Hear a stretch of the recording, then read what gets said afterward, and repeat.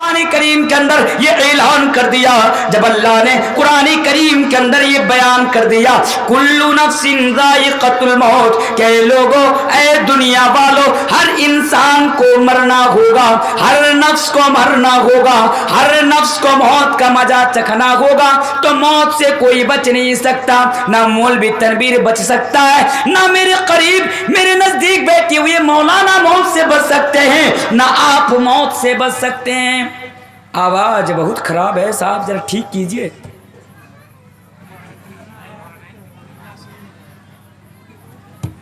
میرے پیارے ساتھیوں، ہر انسان کو مرنا ہوگا، اس بات کو ہمیشہ یاد رکھیے۔ اے دنیا میں ہیرو پنتی دکھانے والوں سنو، تمہیں بھی مرنا پڑے گا، اور ہاں اس بات کو بھی یاد رکھو کہ جب اللہ نے قرآن کریم کے اندر یہ اعلان کر دیا کہ ہر انسان کو مرنا ہوگا، تو موت سے کوئی بھی انسان بچ نہیں سکتا، موت سے کوئی بھی انسان نہیں بچ سکتا۔ ایک سوال، کیا آپ کے گمانی میں، آپ کے جھارکھنڈ میں، روپسپور میں آدمی مرتے ہیں؟ آدمی مرتے؟ جواب دیں، مرتے ہیں آدمی؟ یہاں بھی مرتے؟ ہاں، میں تو جب آ رہا تھا من ہی من میں سوچ رہا تھا وہاں جاؤں گا، شادی وودی کر کے وہیں رہ لوں گا، کٹیہار گھوم کر نہیں آؤں گا، کیونکہ ہمارے کٹیہار میں لوگ مرتے ہیں۔ لیکن نہیں صاحب، پتہ یہ چلا کہ آپ کے یہاں پر بھی لوگ مرتے ہیں۔ جی ہاں، موت سے کہیں نہیں بھاگ سکتا۔ میرے پیارے ساتھیوں، کہاں بھاگیں گے؟ ذرا سوچئے میرے بھائیوں، موت سے آپ کہاں بھاگیں گے؟ موت سے کہاں بھاگیں گے؟ ہر حال میں تو آپ کے پاس موت آنی ہے۔ ایک مرتبہ میں دلی چلا گیا، میں نے سوچا شاید میں دلی آ گیا، ہمارے کٹیہار سے، جھارکھنڈ سے 1000 کلومیٹر کی دوری پر آ گیا، ہو سکتا ہے کہ میں دلی میں موت سے بچ جاؤں گا۔ لیکن جب میں دلی پہنچا، میں کیا دیکھا، ہائے اللہ، یہاں پر بھی لوگوں کے پاس موتیں آ رہی ہے، یہاں پر بھی لوگ مر رہے ہیں۔ میں مرنا نہیں چاہتا تھا، جب میں نے دلی کے اندر لوگوں کو مرتے ہوئے دیکھا، میں نے دلی کو چھوڑ دیا، میں ممبئی چلا گیا۔ پھر میں ممبئی جانے کے بعد دیکھا کہ ممبئی کے اندر بھی لوگ مرتے ہیں، پھر میں موت سے بچنے کے لیے ممبئی کو بھی چھوڑ دیا۔ سارے پورے بھارت کے اندر میں گھومتا رہا کہ شاید کوئی ایسی مجھے جگہ مل جائے جہاں پر میرے پاس موت نہ آئے اور میں موت سے بچ جاؤں۔ لیکن میرے پیارے ساتھیوں، پورے بھارت کے اندر کوئی ایسی جگہ نہ ملی کہ جہاں پر میں موت سے بچ جاؤں۔ پھر میرے دل میں خیال آیا، چلو صاحب، کیوں نہ میں سعودی عرب چلا جاتا ہوں، کیوں نہ میں سعودی عرب چلا جاتا ہوں۔ میں سعودی عرب بھی چلا گیا۔ سعودی عرب جانے کے بعد میں ایک دن بڑے آرام سے سویا، میں نے بڑے آرام سے سویا۔ میں نے اس من ہی من میں سوچا شاید اب میں ہندوستان کو چھوڑ کر سعودی عرب میں چلا آیا، ہو سکتا ہے کہ میں یہاں پر موت سے بچ جاؤں۔ لیکن دوسرے دن جب میں گھومنے کے لیے نکلا،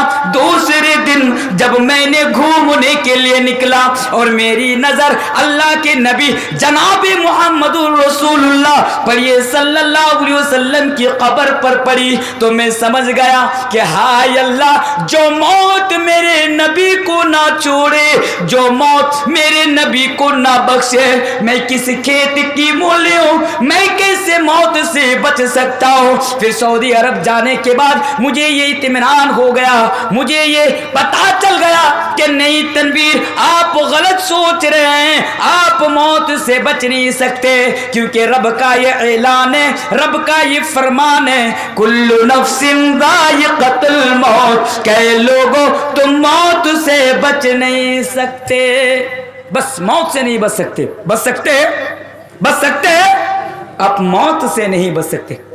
پہلی چیز۔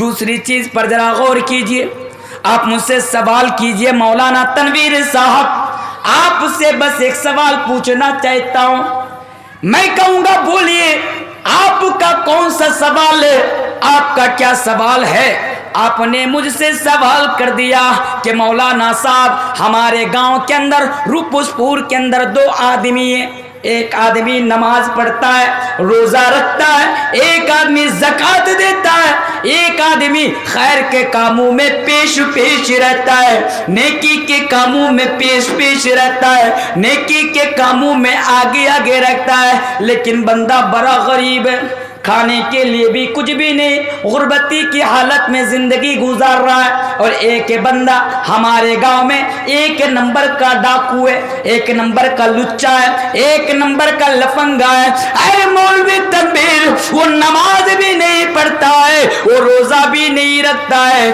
وہ غریبوں کی مدد بھی نہیں کرتا ہے، وہ جلسہ میں چندہ بھی نہیں دیتا ہے، وہ مدرسوں اور مسجدوں میں دان بھی نہیں کرتا ہے، لیکن اس کے باوجود بھی وہ بڑے عیش و آرام کی زندگی گزارتا ہے۔ وہ اس طرح زندگی گزارتا ہے کہ اس کی زندگی کے اندر کسی چیز کی کمی نہیں رہتی ہے۔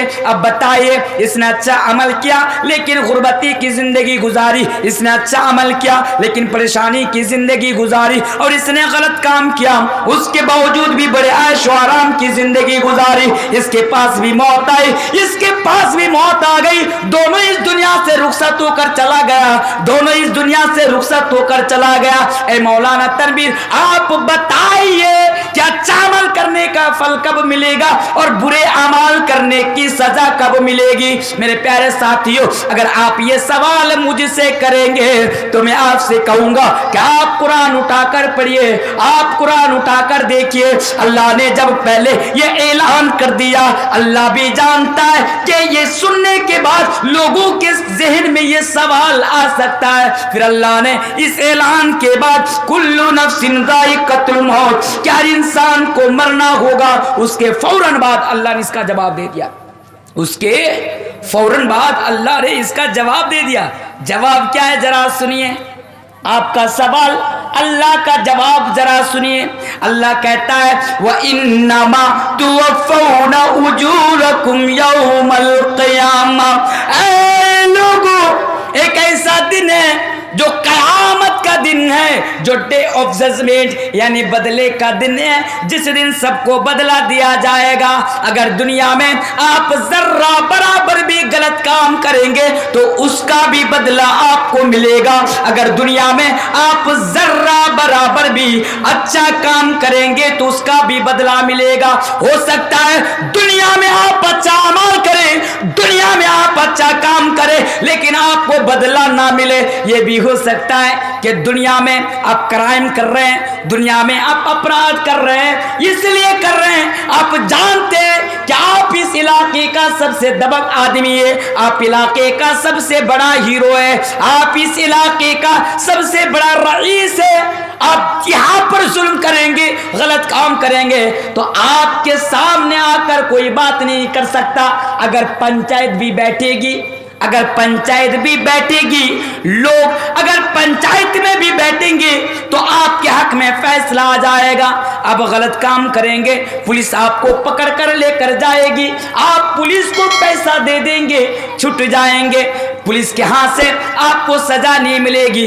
دنیا کی عدالت میں آپ کو سزا نہیں ملے گی، کیونکہ دنیا کی عدالت بھی پیسوں کی بنیاد پر آج فیصلہ سناتی ہے۔ میرے بھائیوں، اپنے دیش کی بات کر کے جا رہا ہوں آپ کو، لیکن ہاں اس بات کو یاد رکھو، دنیا میں تو تمہاری ہیرو گیری چل رہی ہے، لیکن کل قیامت کے دن، ڈے آف ججمنٹ کے دن تمہاری ہیرو گیری نہیں چلے گی، تم ہیرو نہیں ہوگے بلکہ سب برابر ہوگے۔ اور اللہ کہتا ہے اگر تم دنیا میں اچھا کام کرو گے تو یہاں پر تم کو اچھا بدلہ ملے گا، اگر تم دنیا میں ذرہ برابر بھی غلط کام کرو گے تو اس کا بدلہ بھی، اس کا پرینام بھی تم کو یہاں پر ملے گا، اس کا پرینام بھی یہاں پر ملے گا۔ اس لیے یہ نہ سوچے کہ وہ غنڈا ہے، لچا ہے، لفنگا ہے، تچا ہے، پھر بھی بڑی بڑی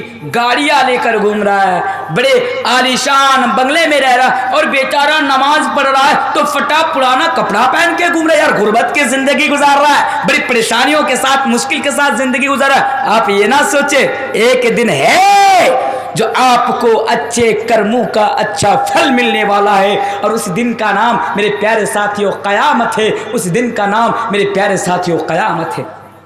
آئیے اور ایک حدیث میں آپ کے سامنے رکھ دیتا ہوں دنیا کی نعمت اور آخرت کی نعمت کے بارے میں، کیونکہ یہاں پر جتنے بھی لوگ بیٹھتے ہیں صاحب ہم تو دنیا میں اچھی زندگی گزارنا چاہتے. اس حدیث کو ذرا سن لینا میرے پیارے ساتھیوں. اس دنیا میں ہم اور آپ بس اچھی زندگی گزارنا چاہتے ہیں صاحب. ہمیں تو مال چاہیے، ہمیں تو دولت چاہیے، ہمیں تو پیسہ چاہیے، ہمیں تو عالیشان بنگلہ چاہیے، ہمیں تو بڑی بڑی گاڑیاں چاہیے. ضرورت پڑے گی تو چوری بھی کروں گا، ضرورت پڑے گی تو مسجد کا حق بھی ماروں گا، ضرورت پڑے گی تو مدرسہ کا حق بھی ماروں گا، ضرورت پڑے گی تو اپنے بھائی کا بھی حق مار لوں گا، ضرورت پڑے گی تو ہمارے گھر کے قریب جو پڑوسی ہے اس پڑوسی کا بھی حق مار لوں گا. لیکن مولانا صاحب ہمیں تو بس دنیا کی نعمتیں چاہیے، ہمیں تو بس عیش و آرام چاہیے، ہمیں تو بس سکون کی لائف چاہیے، سکون کی زندگی چاہیے. سنو چاہیے بے شک لو، لیکن اس حدیث کو بھی ذرا سنو.